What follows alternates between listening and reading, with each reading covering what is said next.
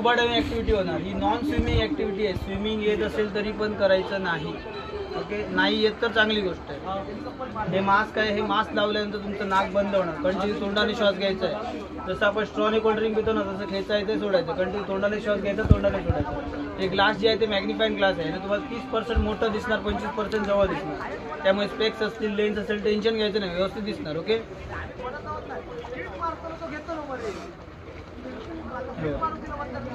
Mask लावलं, नाक बंद आलं, कंटिन्यू तोंडाने श्वास घ्या. स्ट्रॉने कोल्ड्रिंक पिलात कधी तसं खेचायचं सोडायचं. कंटिन्यू तोंडाने श्वास घ्यायचा, तोंडाने सोडायचं. नाकाने घ्यायचा नाही. तोंडाने श्वास घेताना ओठांची पोझिशन जी आहे ती ओ शेप मध्ये झाली पाहिजे. सेल्फी पाऊट, तोंडात पाणी जाणार तोंड उघडं राहिलं तर. ओके, तोंडाने श्वास घेण्यासाठी तुम्हाला एक ब्रीथिंग डिवाइस दिला होता. हा तुमचा ब्रीथिंग डिवाइस आहे. याला म्हणतात डिमांड हवा. याला तुम्ही जेवढं डिमांड कराल तेवढीच हवा सोडणार. हे ऑटोमॅटिक नाही, तुम्हाला श्वास खेचून घ्यायचा आहे. जसं आपण स्ट्रॉनी कोल्ड्रिंक पितो ना, तसं खेचायचं सोडायचं. हे दोन ब्रिजल्स आहेत ना, ते साईडच्या दाताने चावून ठेवायचे, ग्रिप करून ठेवायचे, म्हणजे तोंडातून सुटणार नाही. आतली कवर आहे तुमच्या गम्सला, म्हणजे हिरड्यानं टच होईल. बाहेरची कवर ती ओठाने बंद करायची. आणि जसं आपण स्ट्रॉनी कोल्ड्रिंक पितो तसं खेचायचं सोडायचं, खेचायचं सोडायचं. मी तुम्हाला दाखवतो कसा श्वास घ्यायचा आहे बघा.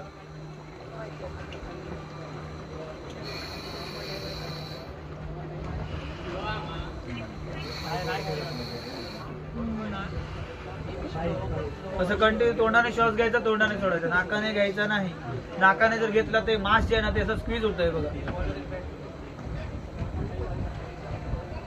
हे मास्क हल्ल्यामुळे याच्यात पाणी येऊ शकतं किंवा इकडे फॉग येणार, मग तुम्हाला काही दिसणार नाही.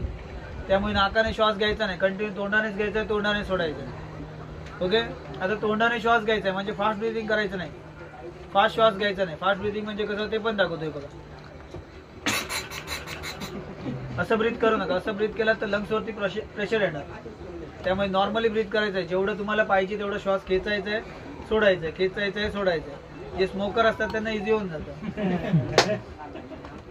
हे बघा, आता ज्यावेळी आपण पाण्याच्या खाली जातो तेव्हा आपण एकमेकांसोबत बोलू शकत नाही. त्यासाठी सिग्नल्स फॉलो करायचे असतात. तर सिग्नल्स असेल, जर तुम्हाला काही त्रास झाला, वरती यायचं असेल, प्रॉब्लेम वाटला, तर हा प्रॉब्लेमचाच आहे नाही. आपण इतर वेळेला हा ओके साठी करतो ना, आता इथे हा ओके नाही, हा प्रॉब्लेमचा आहे.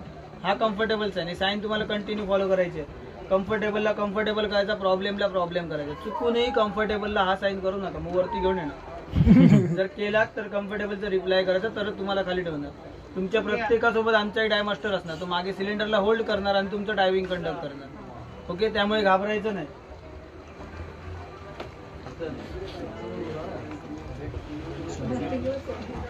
हे बघा, हे जे माझ्या हातात दिसतंय ना, याला वेट सूट म्हणतात. हा स्कुबा डायव्हिंगचा सूट आहे. हा तुमच्या पॅकेजमध्ये इन्क्लूड नसतो. इकडे बोटवरती लिहिला तुमच्या सेफ्टीसाठी, पण तो रेंटेबल असतो.